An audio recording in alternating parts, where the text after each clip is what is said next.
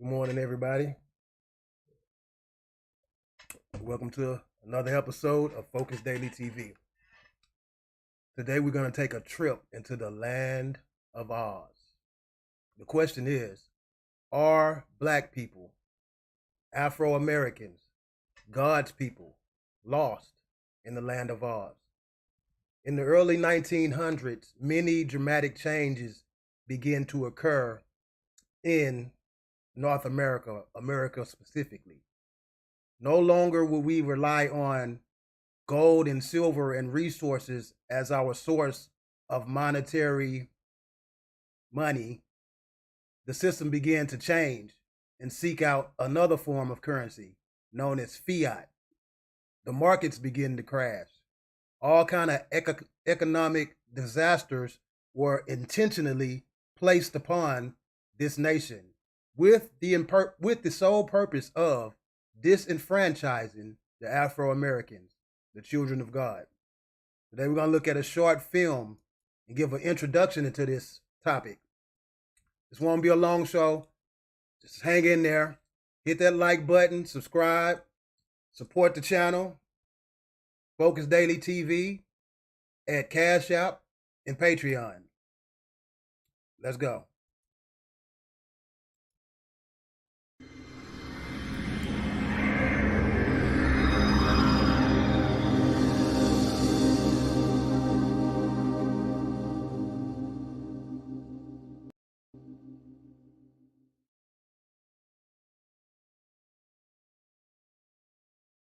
All right. This is Wizard of Oz. This is a copy from about 1920, but this story had been out by, I think, for almost 30.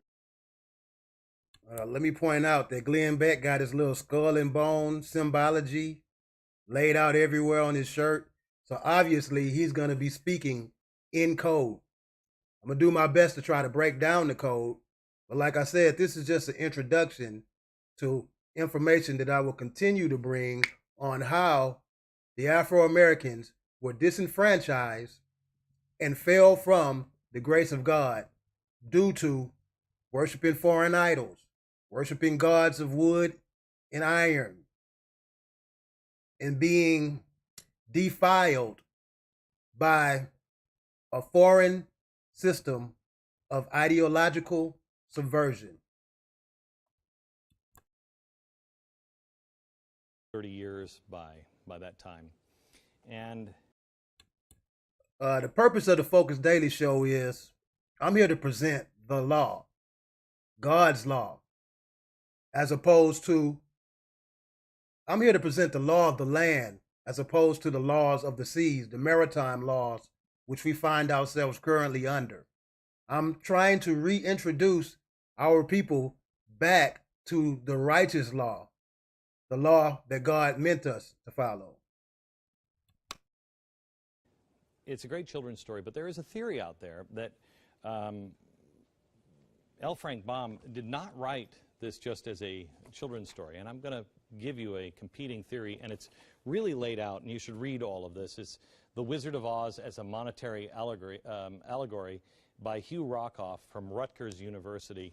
We'll put this up on, I don't know, put it up on the Blaze or glennbeck.com or something. This is a great, it really explains it all in depth, and I'm just going to kind of hit the highlights here. But everybody knows.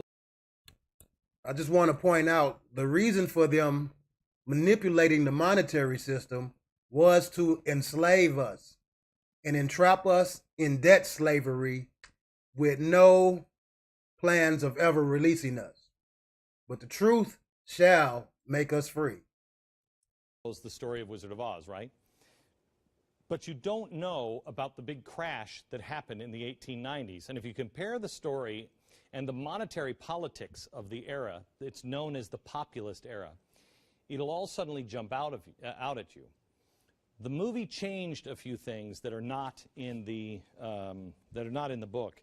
It was right here. You see it. Dorothy stood up and found she was in her stockings, for the silver shoes had fallen off her flight through the air and were lost forever in the desert.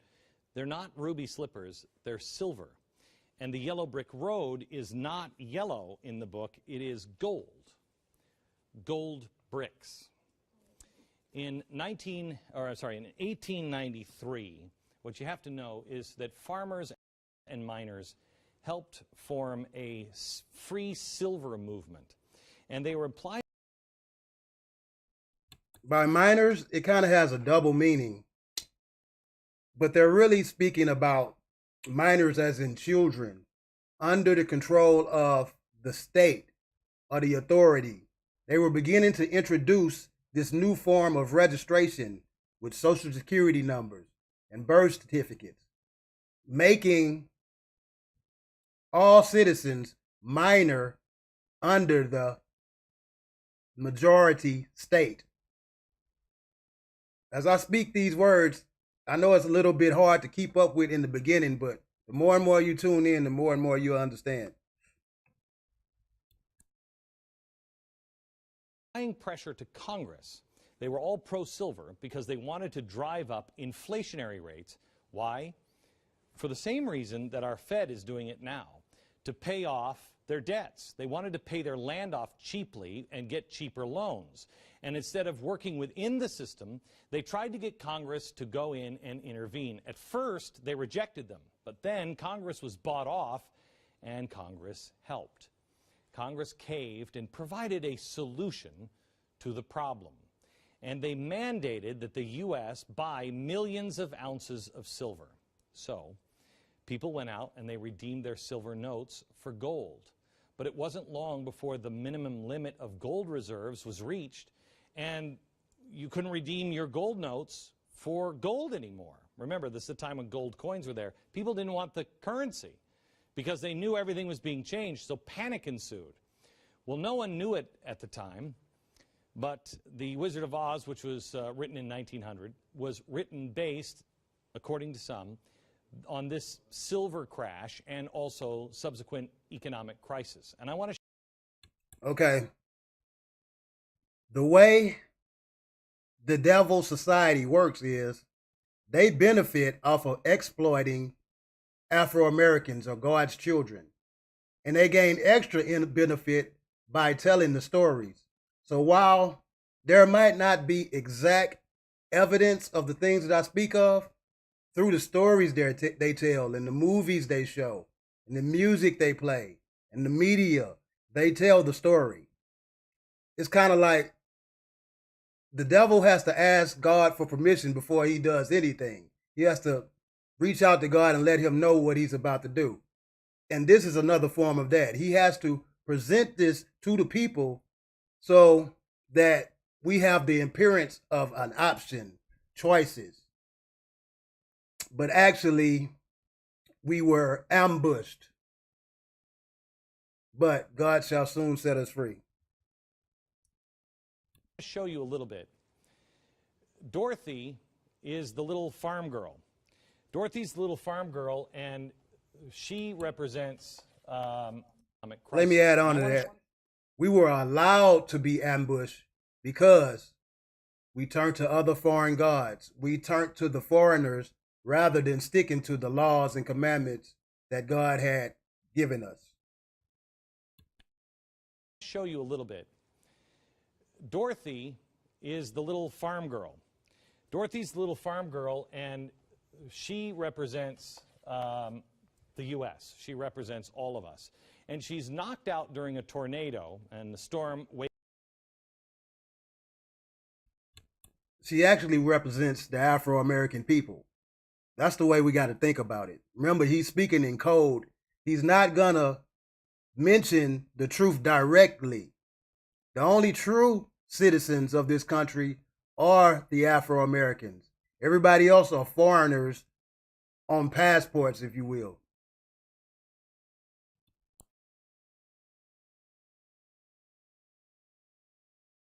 Wakes up, gets her and pulls her and her house into the wonderful world of Oz. The tornado, which is here, the tornado actually represents the free silver movement that swept across America at the time.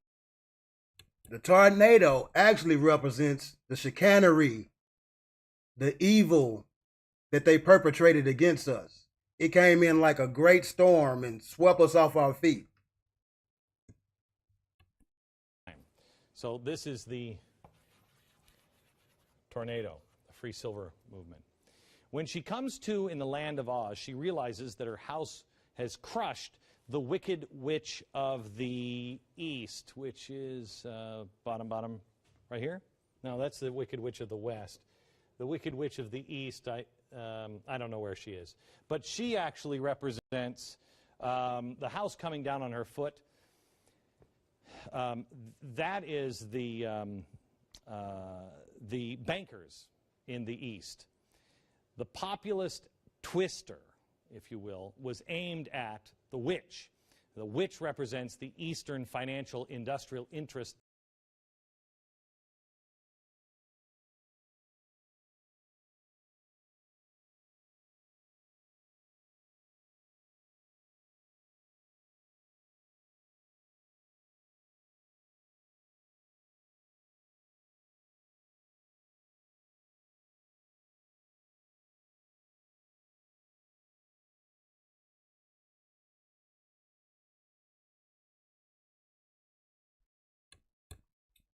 I don't know if y'all heard me or not. The mic was on mute.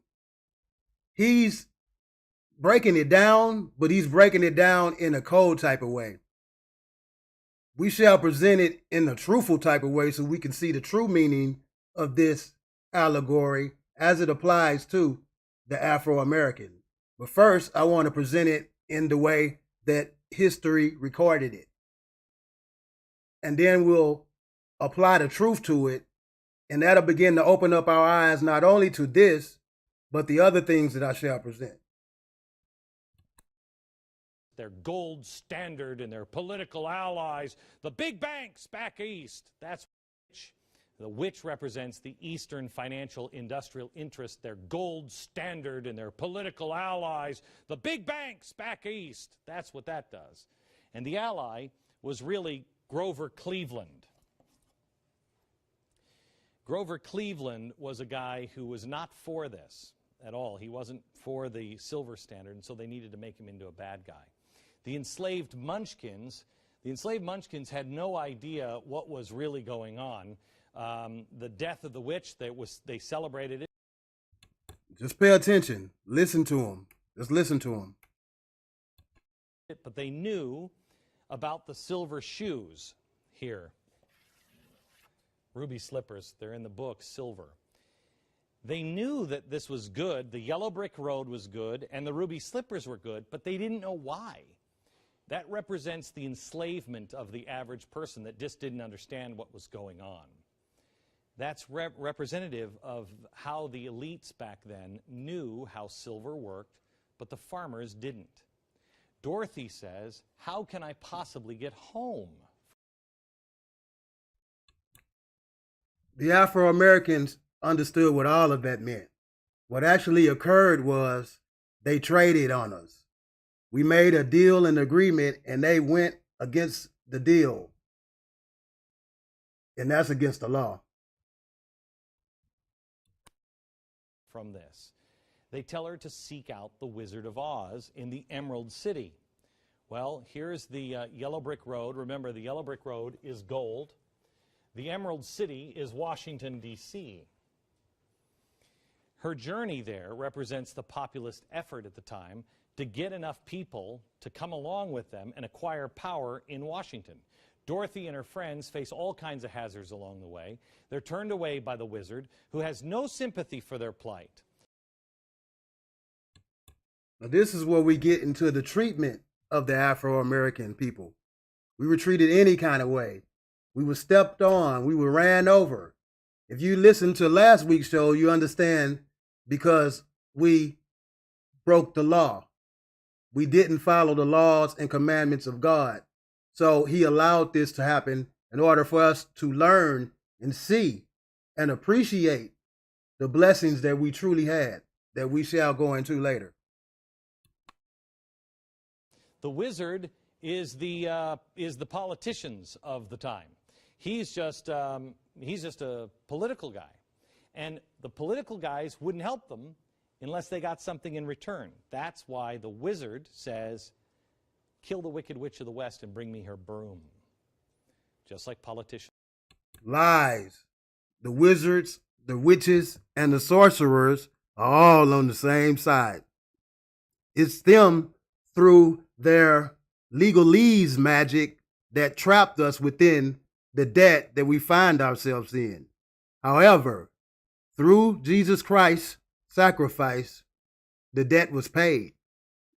We just need to wake up and start speaking out and let them know and understand that we see their wicked plan and their evil ways.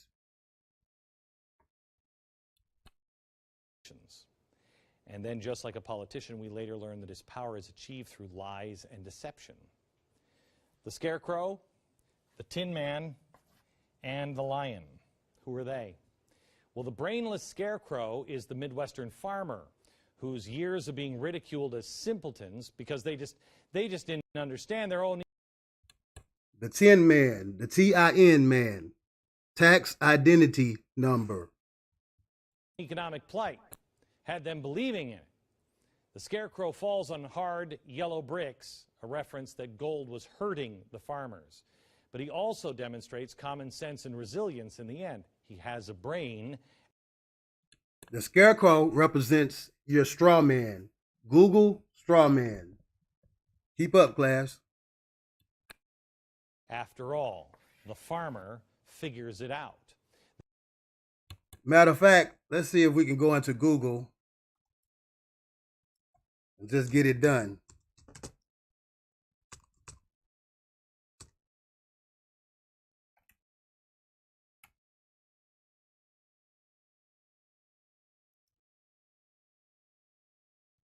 All right, straw man, an intentionally misrepresented proposition that is set up because it is easier to defeat than opponent's real argument.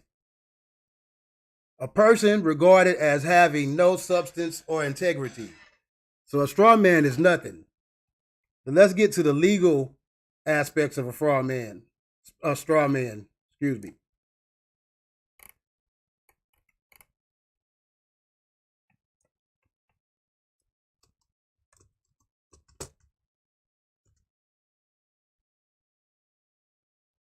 A straw man is a figure not intended to have a genuine beneficial interest in a property, to whom such property is nevertheless conveyed in order to facilitate a transaction. So let's look at that. Figure not intended to have a genuine beneficial interest in a property. So by placing us under the straw man status, they were able to take our land, take our resources, to whom such property is nevertheless conveyed in order to facilitate a transaction. And in exchange for that, they gave us things like public assistance, benefits, bills, laws, crack, drugs, prisons, penitentiary. That's all coming out of that's all building on to our debt. Let's go.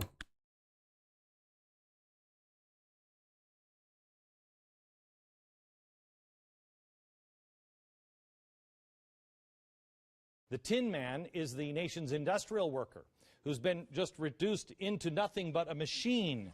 Remember, he used to have talent, and then they became cogs in the wheel, and big business did it to him.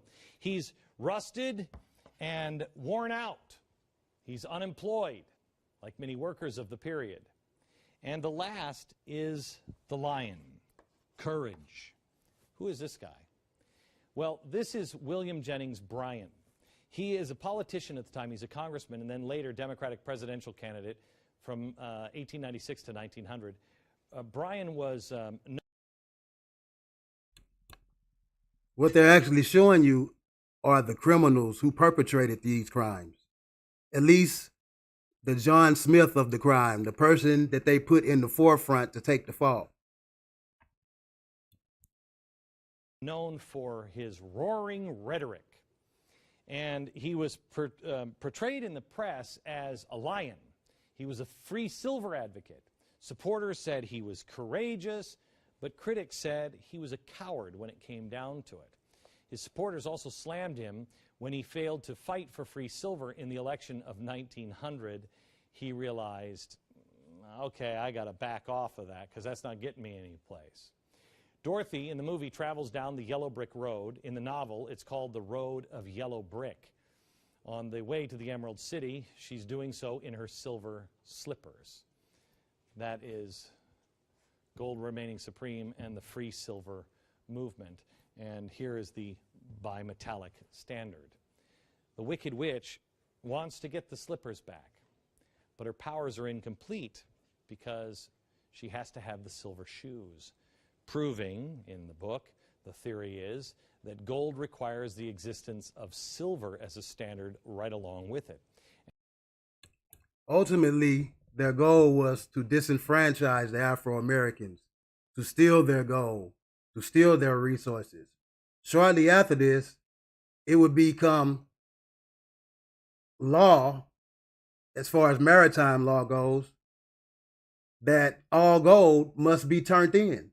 All of this occurred in the early 1900s when they really committed a great Holocaust against the Afro-American people in every fashion, whether monetarily and physically and spiritually. The metaphysics of it all. And we all know what happens to the witch in the end, right? Dorothy splashes water on her, and she begins to melt. Now, you're going to have to read the end of the essay on what that means, but you have to understand, as I see it, the Wicked Witch. God always wins in the end. He threw their water in their own face. Is the big banks and Bernanke. And you'll understand that the wizard tells you everything you need to know about financial crashes. Well, Ben Bernanke is our Wicked Witch of the West. And if there's anybody that deserves to have a bucket of water thrown on him, it would be our Ben Bernanke lookalike, who looks just, I think it looks just like Ben Bernanke, but here's what happens.